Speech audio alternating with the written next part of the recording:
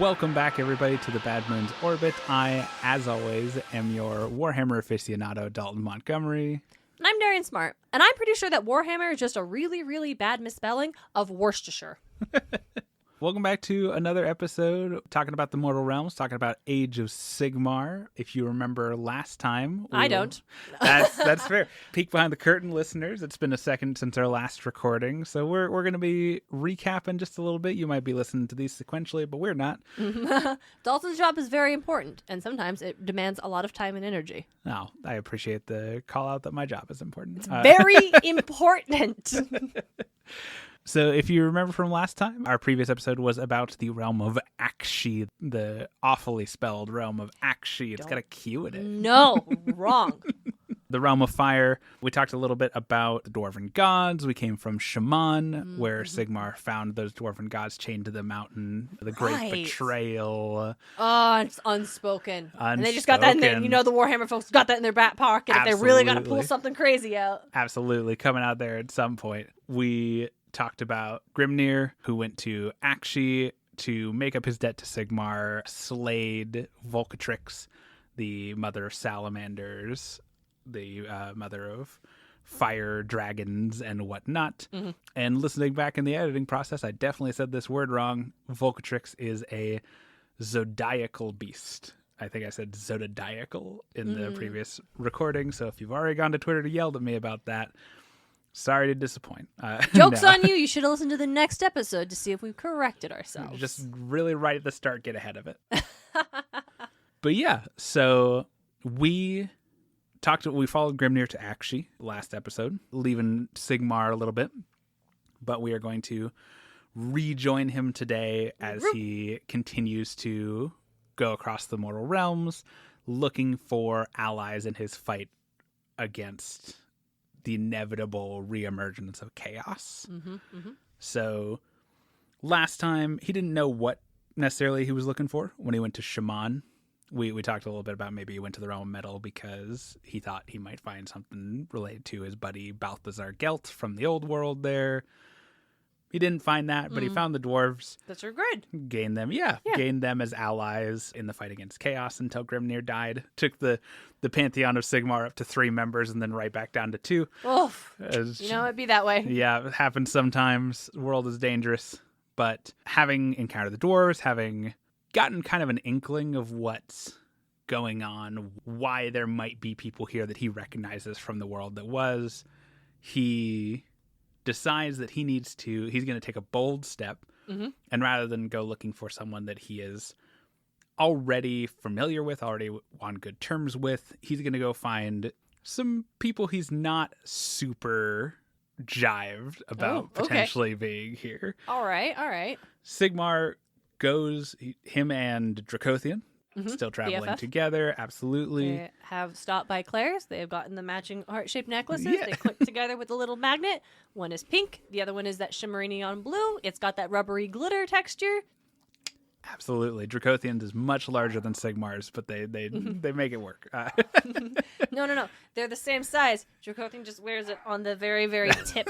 It's just like a pinky nail flare. Absolutely. Or it's massive. And Sigmar is constantly lugging it around behind him. But Dracothian's the size of the sky. So I think the former. I like that image. I like it. They meet in the middle where Dracothian wears it as a ring and Sigmar wears it as a belt. Yes, exactly. Perfect. Sigmar and Dracothian travel next to Ghur, the ever-shifting realm of beasts. Do like a realm of beasts. It's a good realm. It's a very interesting realm. Is it made of bones? It is made of bone. Excellent. I'm looking at... Have we addressed the fact that you did, in fact, make a visual aid guide for me? We've talked about it a little bit. Okay. So definitely listeners, and once you start seeing these episodes show up linked on our Instagram account, my hope is to put some of the artworks that we referenced during these episodes there as well, so you, the listener, can follow along on that level. But yeah, looking at the visual reference for the realm of beasts, Ghur is very literal in its application of that descriptor. Not only is Ghur made of bone, a lot of Ghur is made of beasts. The concept of beasts? The continents of Ghur are alive. Oh, like turtle? A little bit. Okay. But Okay, real quick. I just said that, and you understood what I meant. yeah. But I feel like I should clarify. I mean the concept of islands on the back of turtles. Yeah. Okay, thank you. It's a little bit less defined than that, which is interesting. But it's not so much that each individual continent is on the back of an individual beast. It's more like, picture the realm like a big blanket. Okay. And there's a bunch, there's just so many like dogs under the blanket. There's so many dogs under the blankets. And those dogs, I should have probably picked a different animal, but those dogs are fighting. Oh, no. They don't like each other. It is Snakes. Yeah, there's a lot of snakes under the blanket. Okay. That's probably a better, yeah. I'm less delighted, but simultaneously less upset. Yeah, there's a lot of bear snakes under the blanket.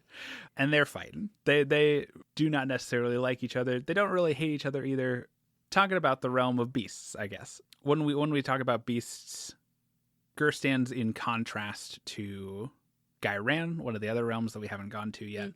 Both are kind of the realms that represent nature. Cool. Ghur is the realm of life. It's very symbiosis. It's very things working together to form a system. Ghur is beasts. Ghur is hierarchy. It is the food chain. It is predator and prey, dog eat dog world. It is very much a place where the strong survive and the weak do not. It is, of the realms we've talked about so far, it is absolutely the worst to live on. I was going to say, do not book your flights to Ghur. They're super cheap. They always are. Don't get tripped by Spirit Airlines. You don't want to travel to Ghur for your holiday. Do not go to Ghur. The land masses are beasts. The plants are beasts. Trees on Ghur will pick up their roots and walk elsewhere and grab things with their branches and eat them because the trees are beasts. Okay, that's horrifying, but the trees just lifting up their roots and walking away delights me to no end. And I want to be clear, I'm not picturing Ents. I'm not picturing Treebeard. I'm picturing trees. And just... Okay, well, I also am picturing them lifting up, the bottom of their bark like it's a big skirt and then pulling it up, and it's like an old-fashioned, 50s, 60s, 30s style cartoon, and they're just walking like that. I am picturing something fantastical, but... Just running from one spot to the next so their ankles don't show too much, yeah. People who live on Ghur will often build their, settlements near one of these big, monster trees and then just feed it portions of whatever they bring in on the hunt to not quite tame it, but just in the same way that you might keep a really mad crocodile in your front yard to discourage larger predators or to discourage other predators from getting too close. Original basically. Wolves. Yeah, we were not friends with right. the wolves. We had an understanding, and if we failed to live up to our end of the bargain, the tree would eat us. Yeah, absolutely, absolutely. And a lot of the time, people just leave if they can't keep up with we gotta run away from the tree. Yeah, absolutely. You're not going to find much places safer to go in Ghur, unfortunately. Ghur, we've talked a little bit about the other realms having a psychological effect on the people who live there. Shaman tends to create. It usually comes in that duality, right? Where we talked about Shaman is a very shifting, it's a very ever-changing place. And so it either usually creates very nomadic, very pick up everything and go, no plans, go with the flow people, or people who are willful enough to just anchor themselves in the moment so they can resist that instinct to change. Ghur has somewhat of a similar effect. People who live on Ghur tend to be simple, which is not the same as dumb. I want to make that distinction. It's just if you live on Ghur, you are perfectly aware of the situation. Yeah. You're not developing advanced mathematics on Ghur. No. That's not the priority here. You don't need calculus on Ghur. You need a bigger mousetrap. You need gates that can take a giant pig smashing into them. And sometimes math can help with that, but not most of it. Yeah. Listen, you don't know physics, but you use physics. Yes. So people on Ghur are very survival focused. They make sure that they are never in a position where they will be easy to attack or eat. Yeah, I mean, honestly, is what it is. Like I said, that food chain, that hierarchical thing is very much in the nature of Ghur. And so that tends to produce either people who are extremely capable solo, kind of if we're using an animal metaphor, it can produce like people in the tradition of like birds of prey or like these kind of self-sufficient animals that avoid notice, get by on their own, or even like small animals, right? Like people who live on Ghur who live in a hole in the ground and come out to forage and go back to their hole in the ground type stuff. Or it tends to get people extremely cooperative. Not in because Azir also tends to make cooperative people. That's Sigmar's home realm of civilization. That is very like high-minded philosophical cooperation. Yeah. Like it's a moral good to work together. On Ghur, it's having 3 other people to watch my back is how we survive cooperation. You might not like the people you work with on Ghur, but not having them is worse for you. It's a very, like I said, it's a very mercenary culture that tends to form on Ghur, both from a supernatural place and from just these woods are filled with giant boar. Like, it's not safe to be alone. No. It's dangerous to go alone. Bring these 3 other people that you might hate. Absolutely. When we say people, I guess this is a thing I maybe could say for later, but I'm going to ask now. Yeah. Because we talked about the last place we're at. It's like, this is the home of the dwarves. Yeah. And I know in the future it will be this is where the orcs live and the goblins live. When you say people, is that just baseline human, or is that like all of the beings that live here operate like that? Or is it, well, humans are like this, but the other creatures that are solely here have a different system because they are more a part of it than people or than humans? That's actually a great question. It kind of leads us into 2 of the places we've seen so far. Akshi and Azir, the primary population, are humans. Shaman is mostly dwarves. And Ghur is the first place where we see a really substantial population of orcs. You love orcs! Yeah, I love orcs. If you can hear me, I'm energized in this episode because I get to talk about orcs a lot. You have described yourself as an orc boy. Yeah, I love orcs. They're thanked me for defending orcs on another podcast I do. And listen, we're going to defend orcs in this episode too. It's going to be a whole thing. But yeah, Ghur is by all measure the like home realm of orcs. It is almost certainly where they first emerged. Orcs and goblins both, they're a package deal in Warhammer for reasons we're going to get into in a minute. Ooh. But wherever there are orcs, there are goblins. They just coexist. They've got kind of a crocodiles and those little birds that pick like the little birds. Ogres, there's a huge ogre population on Ghur. They both, we don't know if they emerged there because there are also ogres on Shaman, but they love Ghur because everything on Ghur is made of meat and there's bountiful hunting, and they're still afflicted by the curse of hunger. Oh, right. So it's a good place for them to be. Ah! Right? Oh. That just makes me so sad. Right? It just genuinely makes me so sad. They got dealt a bad hand. That's They got dealt rough. like a threefold bad hand. Why has no one looked into this? We don't have a wizard. Has a single wizard looked into curse, right? Has anyone looked into this? We actually have if we flash forward like 3,000-ish years to modern day Age of Sigmar. Damn. We actually have people who have like managed to reduce the effects of the curse of hunger. So like someone's working on it. Oh, cool. Okay. But we don't know like a Not ton right now, about but... that. Yeah. Definitely not during the Age of Myth. During the Age of Myth, people were still figuring stuff out. Yeah. But huge orc and goblin population, huge ogre population. Humans are here. Humans just kind of end up everywhere.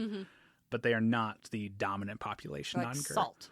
Every recipe has a little bit of salt in it. Every place has a little bit of human into it. Absolutely. They just kind of show up. But to your question about like how Ghur affects people mentally, those like mental impacts affect people in the same like root way, but they definitely adapt to it differently. Ogres, for example, like ogres on Shaman and ogres on Ghur are a good distinction point. Because on Shaman, ogres tend to be extremely nomadic. There are ogres who just like move from place to place, constantly looking for like new hunting grounds, not really returning to the same place, taking advantage of the way that the realm shifts and moves and all that. And also the fact that if you're not from Shaman, it's hard to eat the stuff that grows on Shaman to like carve out that niche for themselves.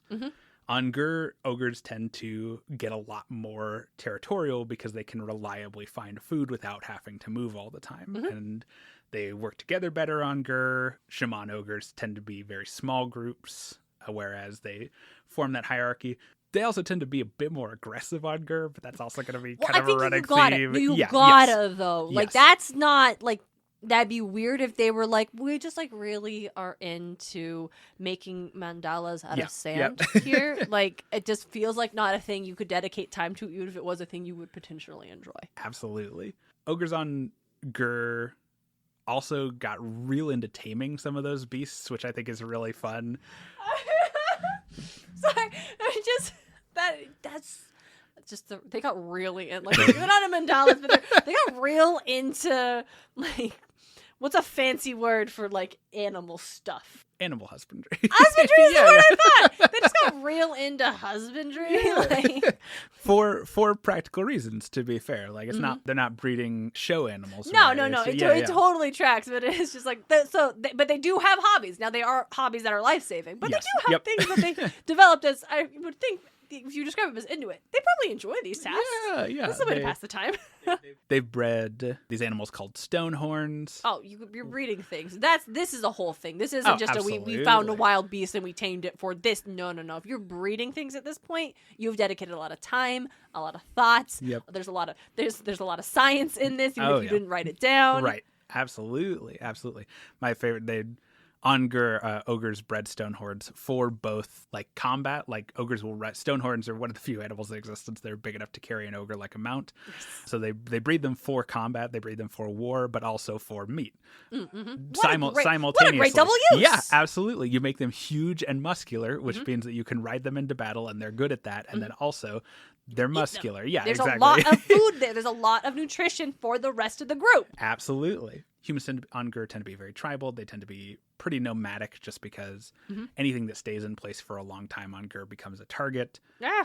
There's basically no like permanent cities on Ghur during the Age of Myth because if you're putting walls up and establishing this as your quote unquote like human nest, basically, you are asking for a bigger predator to come. Like, oh wow, look at mess with this! you. Wow, they're all just Absolutely. right here. The kind of settlements that humans naturally build just aren't conducive on Ghur. The trees will come. Absolutely. The trees will come. So you get a lot of temporary camps. You get a lot of wandering kind of nomadic cultures where you make camp in this cave for these months of the year, and then you move to this part of the continent and you make a camp there for these parts of the year. But like I said, the biggest population on Ghur by miles are orcs and goblins. Or we talked about this in the Shaman episode, the Age of Sigmarification of fantasy creature names. Right. Yes, orcs are orruks, ORRUKs, and goblins are grots. Fight me.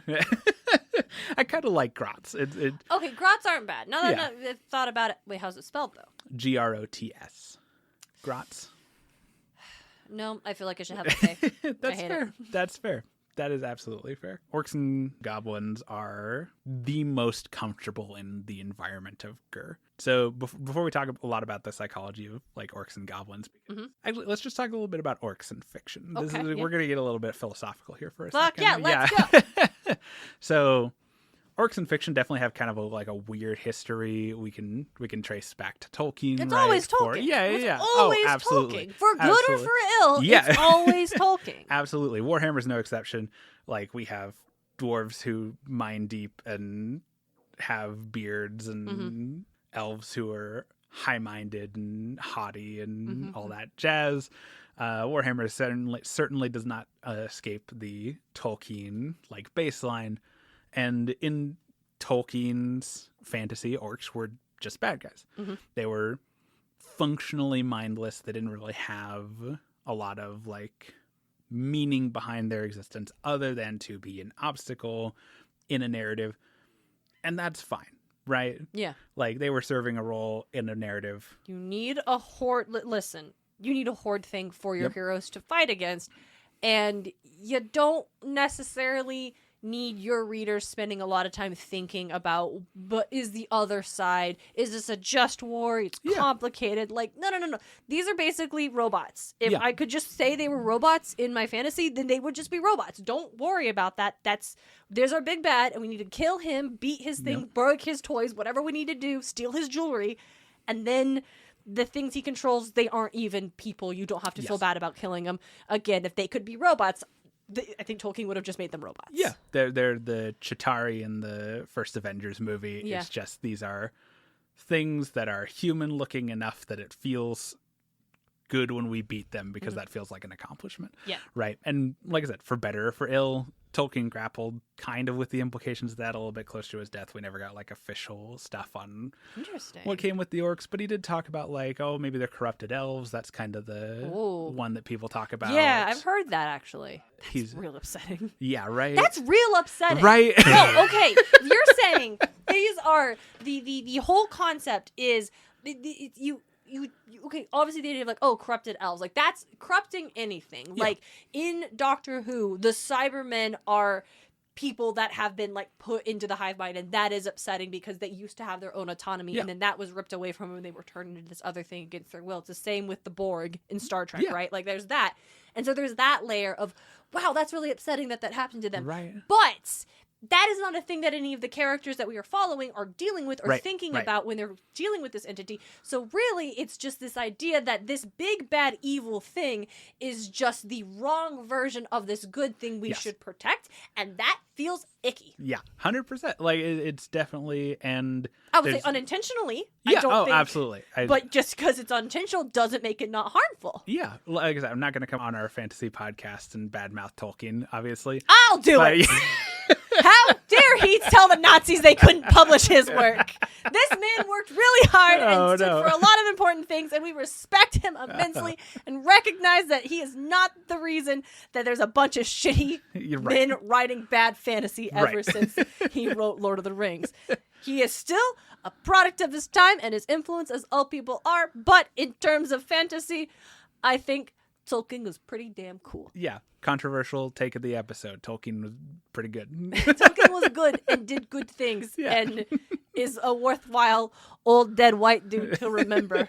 Going on from like Tolkien's example, right? We have, half a dozen examples of probably far more than that, honestly, but half a dozen examples that I'm like particularly familiar with of orcs in fiction who we have a bunch of other examples of people who tried to take that like baseline that Tolkien gave us and either just do it again, which again, fine, or expand upon it. And some are more successful than others, but definitely a trend I feel like we've seen with the portrayal of orcs in fiction is people want to keep that aspect of them as just kind of uncomplicated bad guys.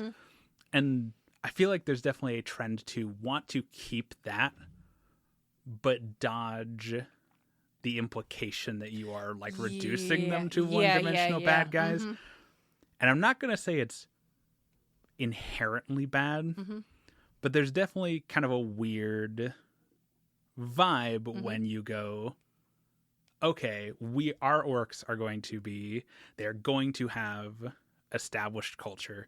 They're going to have like cultural practices. They're going to have all of these things that we recognize as like traits of personhood.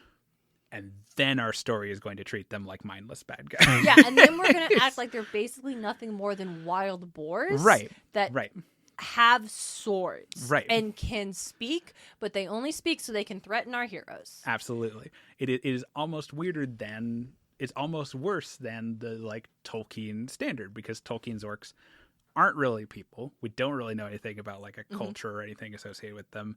So when they are just kind of purposeless bad guys, that's something. But then going to the lengths to say like these people have a culture and they have like traditions and they have holidays and they have like all these things. They have like designated like land that is theirs and they have lived on. And our heroes are going to cut them down by the hundreds for the furthering of our plot. Like that almost gets weirder. You can see the good intentioned thread that the people were trying to follow starting that.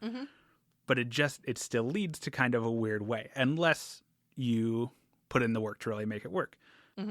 Darian has an Aragon podcast. Thank you. And one of the things I aim to do in the Aragon podcast is calling out every single time Christopher Paolini does that exact thing. We're identifying what makes a character a monster versus not, and why does this group constantly referred to as monstrous, and we treat their deaths as if they are not only necessities but requirements, but other figures don't get that. And perhaps that is largely because Paolini backtracks that. Yeah. He does, through his credit. Okay, spoilers if you listen to the Aragon podcast and haven't read the books and are this one because you're like, I liked Aaron's work. Hey, thanks for being here. That's so sweet of you.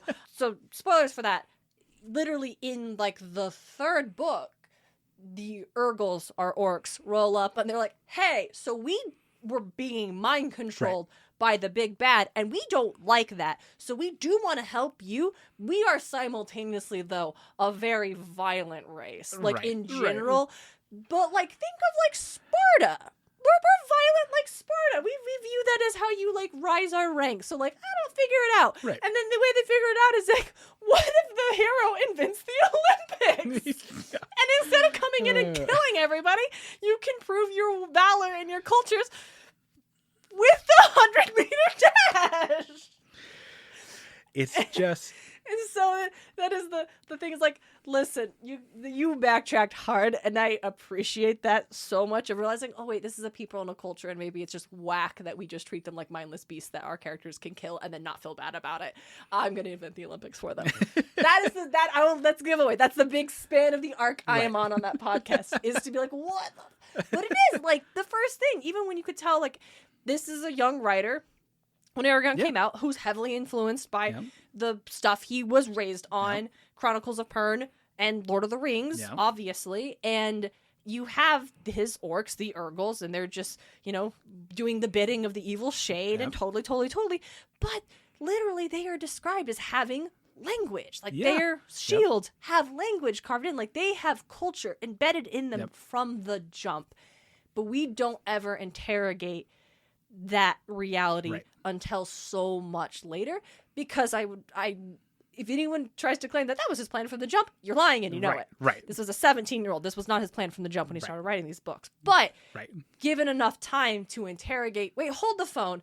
Maybe this sucks, and I do need to do some mild retconning to break out of the falling of the adherence to the Tolkien tropes that in and of themselves are not necessarily bad, but also in and of themselves were based off of things that aren't super great. Yeah. Goblins. Yep. So we have we have this huge history in fantasy of these orcs have culture. We're going to treat them like bad guys anyways. It's kind of trying to step in. It's trying to have your cake and eat it too a little bit, right? Because you want to have a human-like bad guy you don't have to feel bad about killing, but you want to dodge the accusation that you're like being weird about it, basically. I think it's also important to acknowledge in this conversation about the what makes it weird is not just this is a living creature that we have just reduced and othered. I think it's also, and this is probably going to think that some people aren't going to like, but whatever, I'm going to say it anyway. If you don't like it, stop listening to the podcast I'm a part of. There is also a lot of racism that goes into the description. Like, it is so often the descriptors that will make the orcs, the Urgles, the whatever are elements that would not be shared by the often explicitly described as or just presumed white heroes with the fair complexions and often long manage is not the right word I want to use, of particularly like European especially Western European aesthetics and appearances, small noses, like slim features, and then you swing over to our monsters that are darker skin, are described as having dreads for like their hair, have wide noses and broad features, and all of these elements that are real traits shared by other human ethnic groups. But when you put them on this race that is specifically our villains, that's when it goes from being this is kind of icky because you didn't interrogate it to this is explicitly harmful, and that is something that should be reckoned with and not just been like, well, Tolkien. Right. And especially and even if that's not an intended like consequence because you are following in the traits of Tolkien. Yeah, and you're like, oh, but this is just how it's always done. This is how this race is understood. Just because it's done and it's done that way for a long time, and even people that like write stuff that you like do it doesn't mean it's beyond contemplation. I'll put cards on the table and say that Warhammer also trips on a couple of those issues, as does Warcraft, another fantasy universe I love. I'm sure you find that shit in D&D left Oh, and right. oh my God, D&D does it all the time. You can, just to completely fumigate our podcast for chuds. We got to, though. Like, is the thing, though? We can't let them think this is a safe space for them. Yeah. It's like, not. Just to completely drive out any chuds who may still be listening, I'm going to quote Anita Sarkeesian and say it is not only possible but also necessary to enjoy a piece of media and also critically talk about its faults. You have to be critical of the media we love. Absolutely. That's how it gets better. Mm-hmm. Yes, and also we open ourselves to better things. Right. And also it's fun to talk about. You don't have to just go, person said thing bad, am I bad for liking? No. That's not how that works. Did you continue to give person money? Yeah. Again and again? And then knowing what they use that money for? Yeah. Maybe when you could just very well pirate thing? No. No. There's a history of orcs in media who are intentionally or not, like I cannot claim to know the heart of another, intentionally or not, trip into racist caricature and also just like narratives about like the noble savage, that kind of thing, because of the kind of half-hearted attempt to humanize them while still keeping them villains. So what does this mean about Warhammer Orcs? One of the reasons I love Warhammer Orcs is because they almost go in the exact opposite direction. Warhammer Orcs are explicitly alien and have multitudinous reasons to be off-putting and like explicitly villainous. And the setting humanizes them anyways. I'm delighted by this. Right. So what do I mean by explicitly alien and intentionally like off-putting? So let's talk a little bit about who Sigmar's here to find. So we've talked about Ghur. Yeah. We've talked about how it kind of influences people, the realm of beasts. There be monsters, and some of them are trees. Sigmar is here with Dracothian, and he's looking for someone. He has come looking for the gods of the orcs. Interesting. Yeah. Okay. So Sigmar had a bad track record with orcs in the world. It sounds like our like Athenian style god of civilization would maybe not jam with the orc gods. Yeah, absolutely. In the world it was, our two orc gods are Gork and Mork. Yes, they are. Yeah, they're are. my sons. I love them, and they've never done anything wrong in their entire existences. Gork and Mork, officially the gods of the orcs and goblins. I really loved that 70s sitcom, Gork and Mork. Yeah, my grandma showed it, and it's just... Gork and Mork. Some of it doesn't age well, but you could feel it had a lot of heart. Robin Williams' Mork is a great... No. In Warhammer is no. Gork and Mork, the twin gods of orcs and goblins, and formally are the gods of destruction. That is their domain. Yes. Together they share that title. I'm not going to get into that yet. I was going to say we don't really know like Gork and Mork's relationship to each other. Like brothers feels wrong. Actually, brothers is probably closest, but not quite accurate. We're going to get into it. Okay. Gork and Mork are the twin gods of destruction. Probably a good time to talk about how that differs from like the gods of chaos, right? Because chaos, if you remember, chaos's goal is always to destroy the world, is to reduce everything to its base components, is to introduce entropy and make things unmade.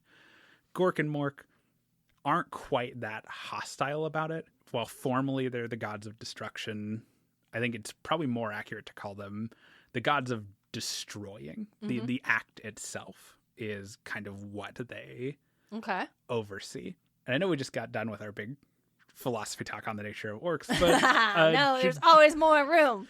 Join me for a second for a thought experiment. Okay. So someone has made for you a wonderful dish. Okay. They have it's like a Christmas ham. They took the time to marinate it and glaze it. They cooked it in the oven. They accompanied it with some like perfectly made and blended mashed potatoes and all of these like components. Just so much love and effort into creating this meal. And they bring it to you and you don't eat it. You just watch it Interesting. until it gets cold, Mm-hmm. and then you leave it there for days until it is just inedible. It just goes awful on its own. Had you chosen to eat that meal, it would have explicitly been destroying it, right? That is the framework we're going to operate on for talking about orc psychology. Interesting. Okay. Yeah. Absolutely. So when I say Ghur and Mork are the gods of destroying, that is very much the way that they see the world. Ghur and Mork, and through them, orcs kick over a wall, they push down a tower, they go to war. They see those things, the expression of destruction in that way, as in and of itself something meaningful. Classic orc expression is, why build a tower if you're never going to knock it over? Interesting. The idea of like a physical building falling over to the effects of decay is heartbreaking to an orc. Insulting. Right. Whoever made that building. Yeah. It's like a firework getting wet and falling apart. Right? Oh my God. Yeah. That's so sad. That is the mentality that orcs bring to them. And they have that mentality because they are the expression the true children of Ghur and Mork get thrown around a lot. Orcs and goblins both share that designation. Orcs and goblins share that kind of psychological, like built into their brains, understanding of the joy of breaking something. Kicking over a sandcastle is like the best. Yeah. Oh yeah. It's a hell of a time. Like who doesn't love something like that? You pick up a stick and you swing it around. It's a kind of childlike psychology, but orcs make it work, and they're not children. They're orcs are smart. They just have this kind of, I think the TV tropes term is a purple and green morality system. Oh. Where letting things waste, letting them rot is unthinkable to an orc. There's so much joy in unmaking something that has been made. And so you can see how, in the world that was, that would not jive well. No, Sigmar would not be into that. He built that sandcastle. He worked really hard. He measured the parapets out with his little pocket ruler. The Empire Sigmar keeps building this huge ass wall along their southern border with orc lands, and they get mad when the orcs knock it down. What the hell? Like you built that. Why would you build it if you didn't want us to break it? You put so much work into making these really spindly, fine-crafted parapets, and look how cool it is when they snap in half. Yeah. Look at that. You did such a good job. Right? Wow, well done. Why are you mad? So, yeah, Sigmar, not super chill with the gods of the orcs, not super chill with orcs in general. Even in the time when Sigmar was mortal, he ran into a lot of conflict with orcs because... From the perspective of mortal, there's even less understanding there, obviously. Most humans, when they encounter orcs, especially if they're not... Because an orc's first instinct upon meeting someone new is to fight. Orcs fight each other all the time. Yeah. Because, again, they're not always set out to kill each other, but that expression of, we're going to punch each other up, give each other bruises, laugh it off, have a good time. A punch from an orc can kill a person. Yeah. So that's a bad... There's some cultural... That's not how other people say hello. Yeah, there's some culture shock there. So Sigmar goes to Ghur, and he's basically steeling himself to find Ghur and Mork and try and talk them into teaming up with him. Orcs, like I said, orcs are not inherently malicious. They just operate on their kind of... And I can see orcs not being inherently into entropy. Yeah. Because that is the natural uninterrupted decay of all things. Yep. And they're like, if we're going to end this, we're going to end it in style. We're getting a full-fledged Disney World fireworks show at the end of the day. We're not just going to turn off the lights and let the castle crumble in time. Yeah. And even if we're going to end this, it's going to end in style. Orcs would never want to end something permanently as well. Sure, going and kicking the sandcastle over, whatever, but then throwing the guy who made the sandcastle in the water, that's just bad form. And also, you're not going to get more sandcastles. That's a good point. You need another sandcastle. Like I said, there's kind of this back and forth to the orcish mentality of oh, look, humans have spent a lot of time building this cool tower. Like, let's go knock it over, and that's going to be a blast. And then, like, humans will make another one in a little bit, and we'll go knock it over again. Like, isn't this so much fun? They keep making us pinatas. Yeah. Yes, like, this is such a fun game. Why are you not having fun? Right. You're playing all the rules of the game. Stop shooting me with arrows. Yeah. Like, I don't actually. Orcs would love pinatas. Yeah. Orcs love pinatas. Orcs would love Mandela Sands. Yeah. Because the whole point is once it's done, you destroy it. Yes. The impermanence of all things, you let it go. Yeah. Orcs would actually. I'm so sad that they're not able to get into. Well, they wouldn't want to make the Mandela Sands. No, exactly. Yeah. They would want to be. They would love to watch them. They want to watch them make it. They'd probably love to like kick the Mandela Sands into. Yes. Once it's done, let me. Yeah. Destroy it. You did your part. It's my turn. Why don't I get to destroy it now? The orcs. What do you mean what do you mean it's part of your thing? The orcs are the ocean in this metaphor. So Sigmar goes looking for Gorkenwork, and so he goes to Ghur. He's got an inkling of kind of why people are ending up in the realms the way that they are. Okay, yeah. We talked a little bit about Grungni, the dwarf crafts god, who he found on Shaman during the end times. One of their last ditch attempts to beat chaos was to bind each of the types of magic to an individual. Yeah. Grungni got bound to this dwarf who had not Grungni himself, but Shaman got bound to this dwarf who was the last High King of the Dwarves. He had a very personal relationship with Grungni. Nice. Grimnir got bound to the Slayer King, Akshi got bound to the Slayer King, and Grimnir being like the god of slayers, the god of oaths. That's probably why he woke up in Akshi. And Sigmar knows that the Wind of Ghur got bound to an orc named Grimgor Ironhide. What a good orc right? name. Grimgor is great. We love Grimgor here. He's the biggest and the meanest, and we love him for that. Yeah, absolutely. Also, I'm gonna rip this Band-Aid off real quick right now. Oh. Warhammer orcs talk in a British accent. What kind of British accent? Cockney. They are intentionally modeled off of British soccer hooligans, which is it's that destruction thing. Isn't there a Pokemon team that's like that? There is. Yeah, what was that? It's team. It's in Galar. Yeah. Yeah. What are they called? They're not Team Rocket. So no, like they're a bunch of goobers, but they're I can't remember what they're called. Yell? No. Team Yell. Yeah, you got it. They're Is it Team Yell. Yell? It is Team Yell. Because they're based off the soccer hooligans. They're soccer hooligans. And so orcs were based off of So orcs dress like this. And if you tell me otherwise, Dalton, I'm going to be very, very sad. I mean, sometimes they do. I'm genuinely. showing Dalton the picture of the Team Yell characters from Pokemon. Look it up if you don't know. And now for the rest of the time, picture the orcs with studded belts, sleeveless vests, and ripped neon tights. Please continue.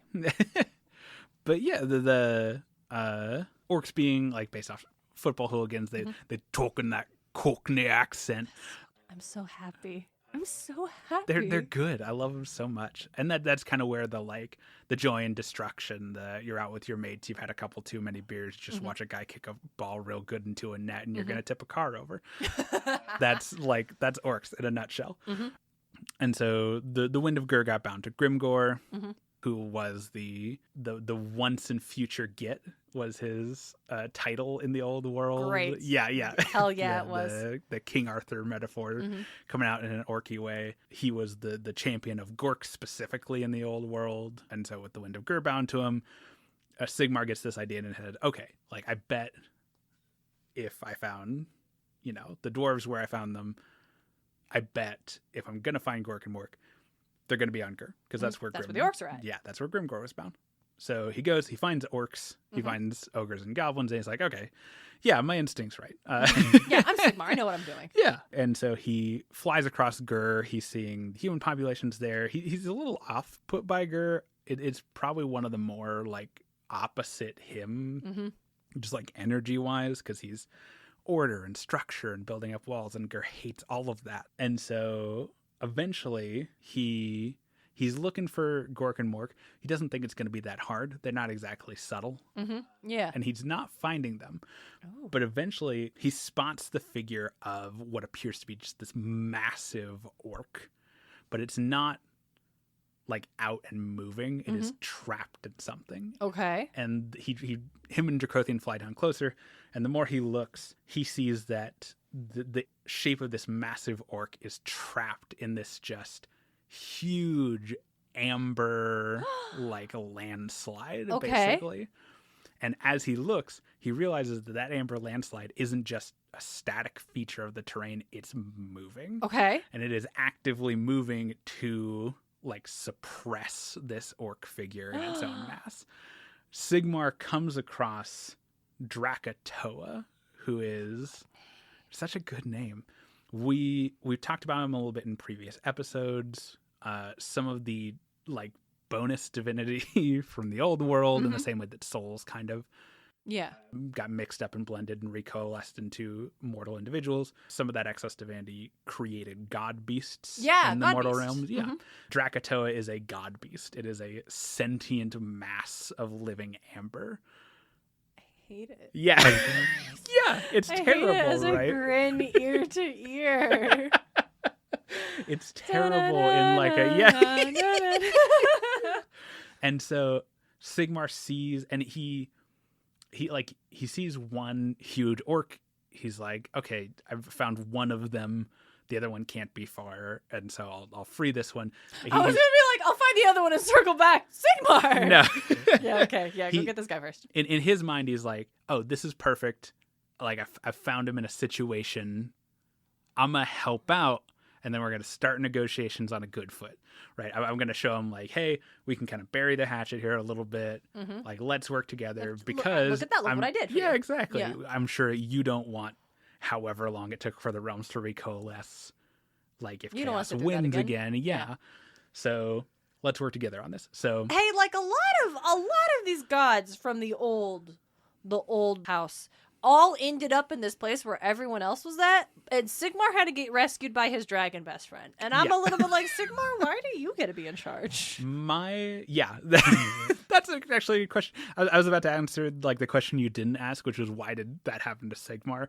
I think my theory is because like the moment the world ended, Sigmar was fighting like Archaon in the body of Karl Franz. I think he was just in the eye of the storm.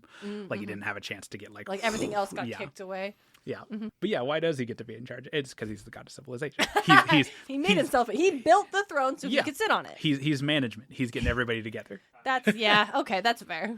Though he does. It's like what Kermit is in charge. Yeah. Because he gets everybody together. Yes. He's wrangling the rest of these energies. Absolutely. Sigmar is in charge because if he wasn't, no one else would. Who's going to be in charge? Miss Piggy? No. She's going to fire Fozzie. You trust Fozzie Bear or Gonzo to know when the next act needs to be? Maybe Scooter, but only with the organization. Even still, I don't think he has it in them to be able to wrangle the Muppets. He just kind of wants to like be helpful, but not in charge. I'm just picturing Sigmar doing the Kermit the Frog, like where he scrunches his mouth up real big because the puppeteer just like makes a fist. Just really trying to hold it in, or when his arm's just flailing. 100%. Oh god, Sigmar doing the Kermit arm flail. Anyway, beautiful. So Sigmar like points to Dracothian. They fly down there. Sigmar's got Galmaraz, his mighty warhammer in hand. Yeah, it's the warhammer. It's the warhammer. Yeah, absolutely. And he strikes a divinely empowered blow. It's unclear if he kills or just dazes Drakatoa, but either way, Drakatoa just kind of like splits and is like, nope, not dealing with that, and like runs off basically. Lifts his skirt and runs away. Yep, exactly. Just like the trees.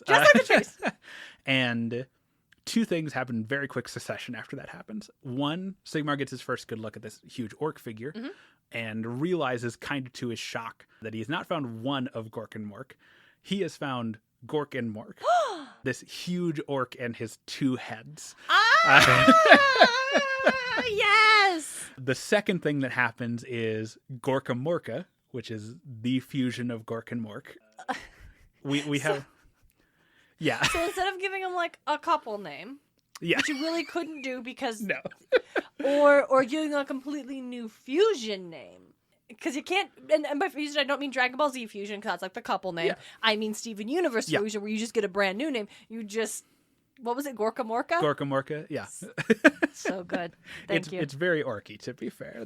It's straightforward. They love Hell that. yeah. Gorka Morka is kind of in the realm of like the soft retcon, where we don't know for sure if Gorka Morka is a new thing that happened to them post end of the world, or if it was always a thing that they could do and they just didn't in the old world. It's kind of one of those, like, nothing explicitly said that they weren't ever Gorka Morka in the old world. No one. It was just never mentioned. Sigmar never saw it, but he wasn't friends with them. Yeah. So why would they tell him about this party? Exactly. And also no one else ever saw it. No one else ever saw it. Yeah. We don't, like, in our real world, it's a new thing for Age of Sigmar, but we don't know if that was always. But if someone pulled it out of their pocket later on and said they could always do this, it wouldn't be like against canon. Exactly. So Sigmar finds Gorka Morka trapped in this amber, frees them from the amber, and right in the middle of him being like, "Hello, hey, it's me, Sigmar. Do you want to form an alliance with me?" Yeah, right in the middle of him offering that proposition, Gorka Morka so mad that he had to be helped out of a fight specifically by this upstart hammer god. Headbutts Dracothian headbutts Dracothian so hard it knocks him unconscious. He's the size of the sky. But Gorka Morka has 2 heads. Like Dracothian, blackout cold, crashes into the surface of Ghur. Well, that's not good. He's the size of the sky. No. Gorka Morka. Oh man, all those trees. Good thing they can pick up and run. Gorka Morka, like, he headbutts Dracothian, knocks him out dead cold. Sigmar finishes like, "Hello, would you like to work together?" And just like, well, and picks up Galmaraz, and Sigmar and Gorka Morka just go at it. Like, this is, from Gorka Morka's perspective, this is how he greets everybody. Sigmar is fighting for his life. Yeah. Like, both of them are gods. Gorka Morka's been a god for a lot longer than Sigmar has. And also he is a, like, violence-focused god, where Sigmar isn't really. He kind of is, because he's god of civilization, and sometimes that means war making. But he's definitely the Athena to Gorka Morka's Ares. Oh, yeah. Yeah. So Gorka Morka and Sigmar, I have it in my notes. Gorka Morka and Sigmar fight across Ghur for 12 straight days. Just blow after blow, parries. I was expecting you to say 12 straight years, so honestly. Yeah, fair. Yeah, okay. Fair enough. It's not even a fortnight. It is very thinking like Paul Bunyan blue, like wrestling and making the Rocky Mountains. It is there are huge chunks of Ghur that's like, yeah, that canyon is where Gorka Morka put his whole foot into Sigmar's chest and just him down the way. That mountain range is where Sigmar hit Gorka Morka in one of his faces so hard that it like broke half of his teeth, and they just embed themselves in the landscape type of stuff. Like, Ghur is irrevocably changed by this giant fight between 2 of the most devastatingly powerful gods in existence. And at the end of that 12 days, both of them are gods, but both of them are just like hitting their limits. They are exhausted. Neither of them wants to be like, okay, you win. You're not going to tap out. No. And they're both too prideful, frankly. And so they pause to catch their breath, and they look around, and orcs and humans and goblins and ogres from all across Ghur have just like stopped what they're doing to watch them fight. Well, yeah. What else are you going to do? The Avengers are fighting the Chitauri outside your window. Are you going to keep your, like, working on your... No, you're going to sit and watch, because what are you going to do, go outside? Right. You're not doing anything else for the next 12 days. And so, like, they pause, and they see just, like, the whole plane is watching them fight, basically. And they just burst into laughter. Basically, they like, they got it out of their system. Basically, this is like 2 people who disliked each other for a long time, who have now like re-met later in life, and they had their big punch up, and now no bad blood, right? Basically, it's still some bad blood, for sure. They have a long history, but for the most part, after that moment, Sigmar goes to Gorkamorka, he says, hey, that's new, and they're just kind of like, yeah, like, we're one god now, the twin-headed god of destruction, the great green god. Tight. Love it. Hell yeah. And Sigmar's like, neat. I'm putting a pantheon together so chaos doesn't destroy the world again. And they're like, cool, are you going to make us do anything like boring? And he's like, no, I need someone to clean up some of these huge horrifying monsters that are everywhere. And Gorkamar's like, great. Love that. We love that. Love that for me. I'm going to get as many orcs as I can and literally just lead them on the biggest hunting party in the world. Fuck yeah, you are. Eat your heart out, Wild Hunt. Right. So that is like Sigmar's interaction with Gorkamorka, basically. Gorkamorka joins the Pantheon as Sigmar's monster hunter. I like that. Which kicks ass. And I do want to, that's kind of where like Sigmar recuperates. Dracothian comes to. Yeah, whoa, what did I miss? I feel like I've been out for slightly under a fortnight. And Sigmar's going to hop on Dracothian. He makes the assessment that if he has to do that with every single person he meets, he's not going to make it through rebuilding this Pantheon, and decides he's going to go find someone who is more like he's like, close I to need an easy win. We're going to stagger these a little bit. Absolutely. But before we move on from Ghur, I do want to talk a little bit more about orcs and goblins, because we talked a little bit about their propensity to destroy, that kind of like influence they get from Gorkamorka. But there's so many other weird. This is if you're following the narrative of like what Sigmar is doing, the episode is over. You are free to leave. I'm just going to talk about orcs and goblins for a second because they're so cool and weird. I'm so excited. Sigmar. So orcs and goblins. I talked a little bit about where, like, wherever you find orcs, you're going to find goblins in Age of Sigmar, and that is because they're not the same species, but they're very close to the same species. It would be accurate to call goblins like the coyotes to orcs wolves. Okay, yeah. But even closer than that. So I talked a little bit about like Age of Sigmar makes its orcs very alien. Part of that is that propensity to destruction, that purple and green morality. Part of it is just biologically, orcs are fucking weird. So you got a couple orcs in front of you. Yeah, here's the thing. Have we talked about how you do this?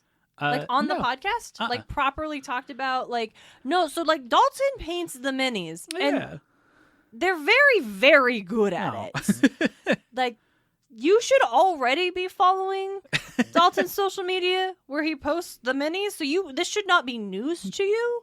But if it is, Dalton paints the minis. You know, the Warhammer minis that you see when you go to buy a D&D book or some dice. That wall of minis. And you think, God damn, those are cool. Who could possibly? Dalton. Dalton could possibly. So we are here. You flatter me. That is Darian's looking at an orc big boss. That is some orcs just love the feeling of wind on their skin. They go to battle wearing basically no clothes. I see. Because that is their vibe. Very alien. Yeah. Yeah. Very, not just like bulky human with big feet. Like, oh, this looks like an alien. It's an alien. Yeah. One of the more alien traits of orcs is the more an orc fights, the physically larger they get. Oh. So you can actually compare that orc to one of the others that I brought with me. You can see that how he's like not only taller, but he's also like quite a bit bulkier. Yeah.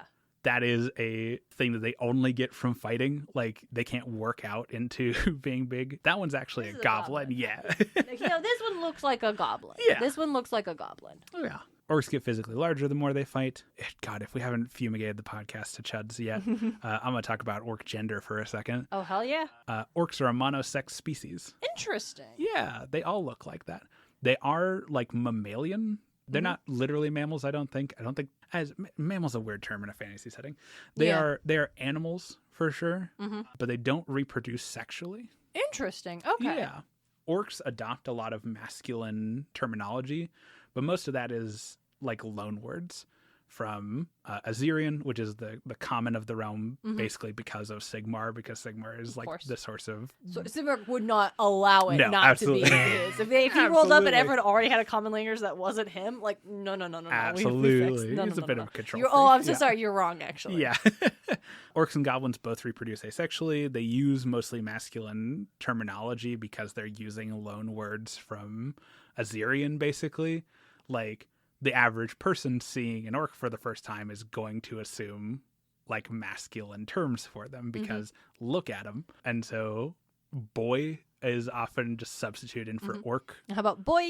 Yeah, I mean, yeah. Boys with a Z. With the Z, the boys. The boys, yeah. Go out with the boys to kick some sandcastles. Yeah. I like this one. Right. I like his little buddies. I like the colors you did here. I like the gold. It's very good. I like how the colors don't bleed into anywhere the colors ain't supposed to bleed into. Dalton, that's incredible. Thanks. Dalton, the color ain't anywhere it's not supposed to be. That's incredible. There will definitely be pictures of these minis with the like episode audio, but for those in the know, Darian's looking at my rabble rouser. That's a goblin rabble rouser. It's got a little, kind of looks like it's supposed to be armor, but it also gives me kind of mech vibes. That is a skull. Well, yes, Sorry. It's a skull. It's but it looks like it's supposed to be an armor that's a skull, but it's so big and he's so small that it looks like he's trying to pilot this skull mech. Absolutely. This is a little bit extracurricular, but the reason he's wearing that skull is because it's enchanted to make his voice louder. Fuck yeah, it is. So he's wearing it as a megaphone. What's this skull? Is it an orc? It is. We get to talk about a piece of Ghurish wildlife that I love and that you see everywhere where orcs and goblins show up. That is a squig skull. Another name I don't like. Yeah, squigs are the little things flying above his head are also squigs. Oh, yeah. Okay. Squigs are a type of animal that are also wherever you find orcs and goblins, you're going to find squigs.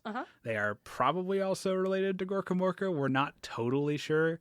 The jury is still out. Yeah, they just don't super makes sense. They're little meatballs full of teeth, and we love them for that.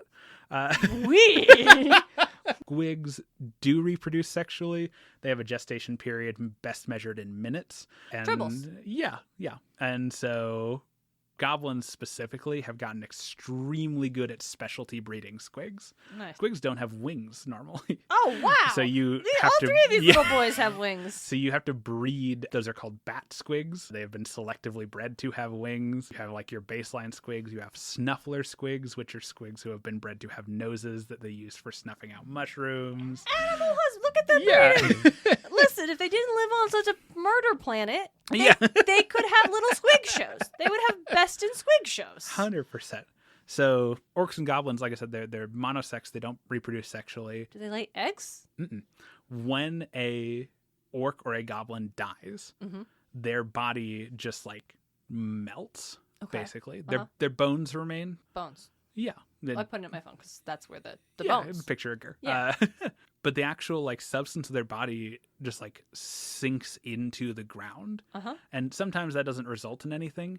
But if that kind of like post-death orc juice reaches like a cavern or a cave or some kind of like place where it can take root, it will take root and it kind of forms this moss-like bed that eventually is going to make orclings or grotlings, which is the goblin equivalent. Okay, yeah.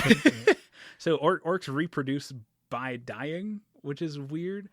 That would also make like the destruction element so different psychologically, because for an orc, death is literally the only way new population is created. So if you live a life where there is no destruction, nothing, you will die out. Like that is an inherent threat to the continual like survival of your species. 100%. And so it would be a thing that other species would just not be able to fully articulate why they don't like that. Absolutely. Because it would be too ingrained. It'd be not just we say hi by punching.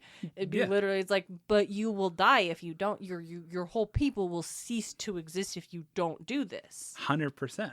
It seems to be true to seed, to lack a better term. Mm-hmm. Like a dead orc will make more orclings, a dead goblin will make more goblinlings, but or grotlings. But the process is the same. It's what leads people to speculate that orcs and goblins are probably like subspecies of the same. Yeah, like, that's species. too similar. That's too weird for them to be different species. Right. That'd be too weird for two separate species to do this one very weird specific thing. It contributes to the orcs not taking death as seriously as other species. We don't really know if orcs know that this is how this works. They're probably intuitively aware of it. But jumping ahead a little bit, talking about like some of the cosmology of the realm, in Age of Sigmar, there is an afterlife. There's a quantifiable afterlife. The realm of death is just where afterlives are. Yeah. Okay. The realm of Shyish. And while most people can be like if someone dies, you can physically go to the afterlife where their soul is. Yo, and okay. see them. Yeah, because Shyish, it's just a place. It's a place. You just go there. It's like someone moved to the coast. Yeah. Humans have a bunch of different afterlives. Dwarves have a bunch of different afterlives. Ogres have a bunch of different afterlives. Trolls have a afterlife, which is very funny. Yeah. Trolls, I love trolls. Trogs, Troggoths in of course. Warhammer, in Age of Sigmar. They are big and kind of dumb and sleepy, and they just want to be left alone. And I love them terribly. And the troll afterlife is called Droog, and it's just a big cave, nothing else in it. It's just a cave that goes on forever that they can go to sleep and not have anyone bother them. And no one's gonna bother you. What a good afterlife. Yeah, man. Orcs don't have an afterlife in Shyish. Orcs and goblins both don't have an afterlife in Shyish. No one knows for sure where orc and goblin souls go after they die, but we're pretty sure orcs and goblins reincarnate. Yeah. It tracks with more? Yeah, it tracks with what happens like biologically to them, where they're just kind of like regrowing themselves. And like anything, like new souls can be created in that process. Yeah. But like souls never leave the loop, right? It's not like Does an orc or goblin puddle that turns into the moss, does it only create one, or does it create lots? Lots. Interesting. It creates lots, and none of those are guaranteed to be the reincarnation of the orc or goblin who died. As far as we can tell, when we're talking about orcs, goblins, ogres, giants, trolls, a lot of these kind of like more Gorkamorka aligned species, the in-universe accountings generally are through the framing of like our best like human researchers asked them like about it, and this is one of the 17 stories we got. So like none of this could be said for sure, but a pretty good estimation of what we think happens to orcs and grots is that like when they die, they go back to Gorkamorka. Like their souls just kind of live within him or like around him. They call that place the Great Green, and after a time, Gorkamorka sends them back. Oh. Puts him back in the fight. Just takes care of him for a little while and then puts him back. Go out there for round 2. Like, get back in the fight. All right, have some Gatorade, buddy. All right. Yeah. All right, go. You got it, buddy. You got it. All right, yeah, put him up. We have orcs in the modern day who we think are, and that's a very apparently enduring process. We have orcs in the modern day Age of Sigmar who we think are reincarnations of orcs from the old world. That's cool. Yeah, same with goblins, because your soul just hangs out in the Great Green for a little bit, and then when Gorkamorka decides it's time, he sends you back. Nice. Yeah, that's right? really so. Yeah, when you said like they are like more alien, that was not an understatement. That was not. They are literally. They're not human. Like there's not a human culture comparison. Like from the ground up biologically, these races that are meant to be not like a human race are super meant to be not like a human race for a lot of reasons. So it's like you take the end result where you're like, I want this species that does the fighting real cool because they're real cool to have in your fantasy setting, especially when you want the fighting, but also other things are icky. So how do I have this without that? Well, I'm just gonna what if we start over here instead? And we just do, and they're moss. Yeah, great. They're just real weird. And the other half of that, like I said, is that despite all of that, Age of Sigmar does go to lengths to like try and humanize orcs anyways. Yeah. Like they're not mindless. They're not just like monsters. They just operate on a very No, different they morality. breed animals. Yeah. That's really hard to I do. was gonna say goblins definitely are like the masters of breeding squigs, but even orcs love to. There's this species of giant pig that lives on Ghur that orcs have largely domesticated. Is a really strong word because it's hard to domesticate anything natively from Ghur, but they've definitely got them into a point where they like ride them into battle and they like keep them for meat and stuff. Yeah. Oh yes, we talked about this at the top. Yeah. That was forever ago. Yeah. What were they called? Well, the ogres. Oh, the ogres did ogres had stone horns. Stone horns, and this is a different one. Yeah, Okay. orcs have Ghur. The orcish language, I love this, is extremely verb focused. Orcs experience the world through action. Yeah, and so a pig is a They have a lot grunta. of adverbs, perhaps. Nice. A pig is a grunta because they're grunting. An axe is a choppa. A sword is a stabba. Hell yeah, it is. Those guys are the boys. That's a git. Sigmar's hammer god because a hammer is an action, like not hammer like the thing he's holding, but hammering. Yeah. That's cool. Yeah, right. And we have examples during the Age of Myth and even into the Age of Sigmar in the modern day of orcs who coexist amongst humans and dwarves and other peoples, basically by acknowledging their like own purple and green morality and learning to adapt to it. So we have orcs in the modern day who will live in human cities and just go to lengths to sate their need to break stuff like on their own time. Like we have a story about an orc blacksmith who lives off of Ghur in like another city. I can't remember where he lives, but he works as a blacksmith. His like strength really helps him adapt to that. And then he just takes some time every month to like go out into the wilderness and like fight bears. Nice. Because fighting keeps him big. It keeps him physically like it. large. Yeah. You got a fighter, you'll kind of wither a little bit. That orc with the bow in the box is an example of an orc who doesn't fight very much. Yeah, I noticed he's got like skinny little elbows. Yeah, he's a lot less skinny. For those in the know, that is a cruel boy orc is what they're called. They are much more tricksy. They like to sneak around and stuff, which means that they lose some of their like muscle mass. Yeah, he just like goes into the wilderness and fights bears, and like 1 out of every like 5 things he blacksmiths, he just beats the shit out of with a hammer to like sate his like need to break something that was intentionally made. Nice. And he goes to that length. There's orcs who will work alongside humans in like a more casual manner. Like you'll find orc mercenaries amongst the other peoples, and they have to be like out there doing stuff a lot more often. They don't like sitting at camp, and they'll often just kind of take off if you do that a lot. Come bye. Yeah. They won't say bye. They'll just... No. They'll just leave. They'll probably say wah, because that's, I can't believe we've gotten this far into talking about orcs without mentioning wah. There's so much about orcs. There should have been a Ghur episode and an orc episode. We're probably going to we're going to rehash a lot of this when we talk about like the specific factions of like the modern day, because orcs fracture after the Age of Myth as well, kind of like dwarves do. But real quick, because I do see an hour and 20 minutes are recording, but we spend time talking about other stuff. You can scoop out. Exactly. Orcs, another example of how they can be somewhat alien. Orcs experience a phenomenon called Wa. Okay. Spelled Waagh. It is a like psychological, you know how humans can get like herd mentality? Yeah. Where we just like end up following a person because like some part of our lizard brain goes, that person's moving with intent. They must know where the good berries are or whatever. Yeah, better follow them. Yeah. Orcs get that, but for just like mass like vibe, basically. Okay.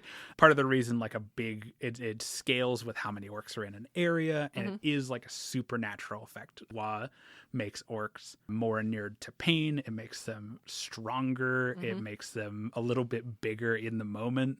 Ooh. And orcs who have gone through like a Wa describe it as just being, it's like when you're at like a music festival or like a rave or something, and you're just like, you as a person is kind of like dissipated. You are just part of the crowd now, and you are experiencing that as like a collective. Is Wario an orc? No. Orcs aren't big on possessions is my this is my counter argument. Is Wario big on possessions? Yeah. Wario's capitalism, Mario. He's all the negative traits of Mario, but emphasized. Are we... Sorry, we're going to take a break for our Mario lore podcast. Is Mario not a capitalist? He's constantly collecting coins. He is. Wario is all of the negative parts of Mario, but I don't know if this is a shock. I'm a huge Mario fan. Wario is explicitly all of the negative parts of Mario and none of the upsides. So okay. So he's not Nega Mario. He's just worse Mario. Yeah, Mario is a blue collar person who does noble things and collects rewards along the way as is his due. Wario is a completely self-interested person who is obsessed with the rewards for anything he does, and that does not preclude him from doing good things, but it is only for self-reward. I can't believe we keep inviting this guy go-karting. Right. I would not want to hang out with him. So what you're telling me is orcs do not have capitalism. No. Fuck yeah. The idea of doing a thing didn't want to do for someone else is completely alien to an orc. They're like, nope. We don't have time for that. Yeah, capitalism is not going to develop in a world where the trees can get up and run at you. Yeah. We don't have capitalism here. I'm going to burst your bubble. Someone does invent capitalism in God Sigmar. Damn it! It's okay. They're bad guys. Okay. Kind of. But the orcs don't subscribe. No. Okay. The orcs are so inured to the idea of working for a reward that orcs are basically immune to chaos corruption. That's another one. Right, because chaos always manages to pull the strings and be like, but you want this, so if you do this and you get the thing you want, and orcs are like, no. Yeah, chaos does not shout, it whispers, it tempts you into what it wants you to do, and orcs probably through a combination of just being built to be chaos resistant in the same way that dwarves and ogres are, and just chaos has nothing it can offer an orc. Yeah. Chaos says, hey, do you, Korn comes to an orc and he says, hey, do you want to be big and strong and tough? And an orc goes, already am those things. Yeah, already Thanks. am, can get, if want, am actively doing so. I could fight you and get that. Yes. So. Yeah. There's we're not a 40K podcast, but I'm going to mention the orc in 40K. Okay. Who liked fighting demons so much that he kicked his way into hell to fight demons more often. Good for him. Yeah, and Korn thought it was so funny that he made him immortal so he can just run across hell fighting demons forever. Nice. And if that ain't just orcs. Yeah. So Korn can't offer them strength or power because got that. Yep, they don't care about treachery and trickery. Orcs are very straightforward. So Zinch Even the got sneaky nothing. guy? Yeah, even the sneaky guy. It's not so much about the treachery, which is where Zinch gets you. Zinch gets you because you want to feel better than others. You want to trick them for that reason. The dichotomy of Gork and Mork is that traditionally what I said is that Gork is brutal and Mork is cunning. But I like the maxim given by the great orc philosopher of our age, Gordrak, who says Gork wants to fight, Mork wants to win. Ooh, I like that. So our sneaky orc friend there is wants to win. He's a Morky orc. Yeah. A Morky orc. Yeah. he wants to win, and sometimes that means fighting straight out, but a lot of times it means maybe I shoot you with an arrow. The Zinch can't offer them that because they don't want to feel superior. Orcs is the best. Yeah, they know they're fine. They're already orcs superior. don't have self-confidence issues. Yeah, Love that I don't for need them. that. Yeah. I already got that. Yeah, Slanesh. This whole thing is overconfidence beyond your means, and also the kind of sexual implications of that. Neither of which is really important to orcs. Not important to a species that reproduces through moss. Yeah. No, we don't this. You mentioned earlier this boy who's they basically wear nothing because they like to have the wind on there. For reals, they probably don't need to wear anything, period. No, absolutely not. That's not a necessity. They don't have those things. Yeah. And then they hate Nurgle because Nurgle is decay.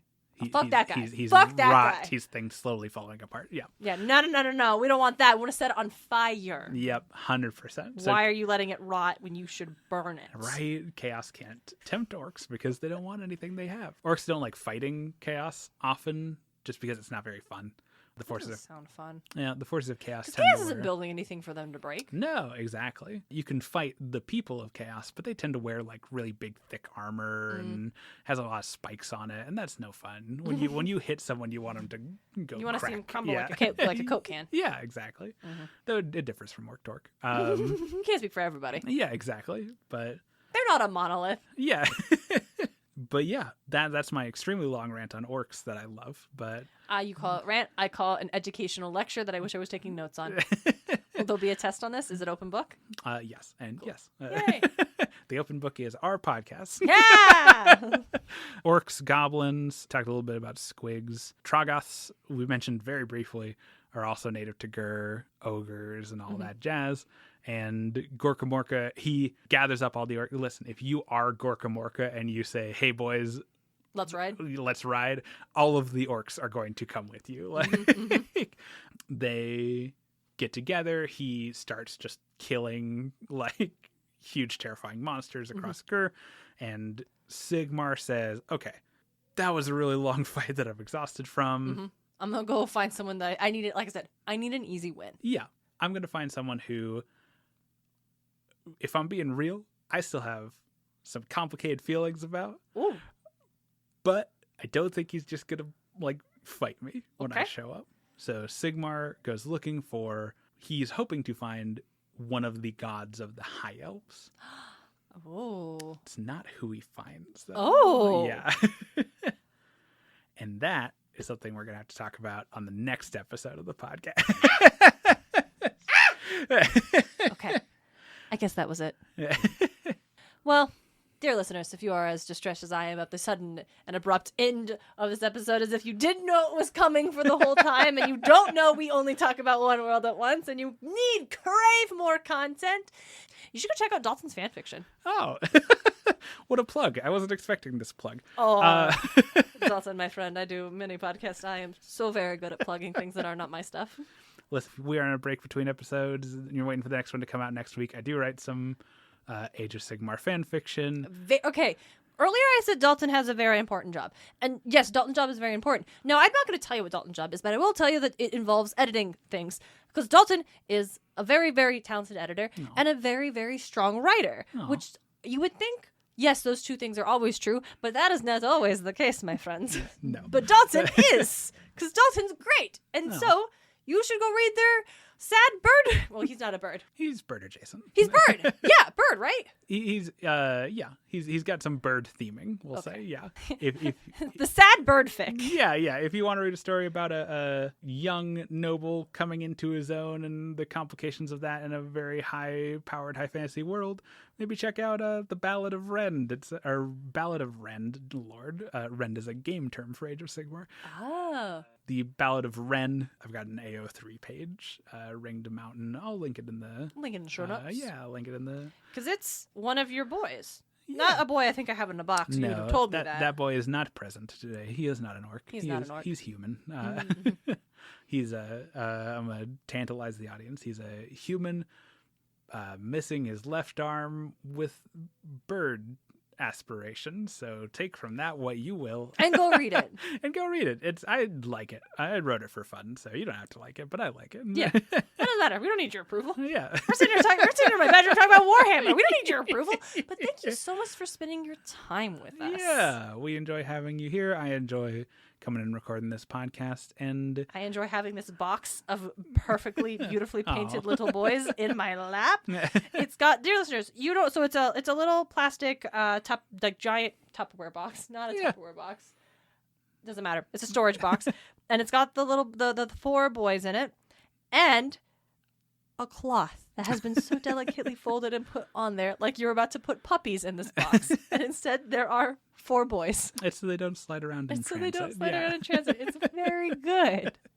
Thank you for joining us for our talk about Gorka Morka and Ghur and the orcs. If you have been listening to our podcast and you're like, oh, let's talk about dwarves and orcs, when are you going to talk about my favorite fantasy thing, the elves? Well, I've got a treat because it's going to be like the next 3 episodes because Christ, are there a lot of elves in Age of Sigmar. Of course, there's just a lot of elf. You got a fancy thing and there's an elf. There's a lot of it. So if you are a person of a high elven persuasion, definitely join us next time when we travel to the realm of Hish, the realm of light. But in the meantime, I, as always, am your Warhammer aficionado, Dalton Montgomery. And I'm Darian Smart, and I'm starting to think that Warhammer has nothing to do with cooking sauces. Thanks so much for being here. Bye. Bye.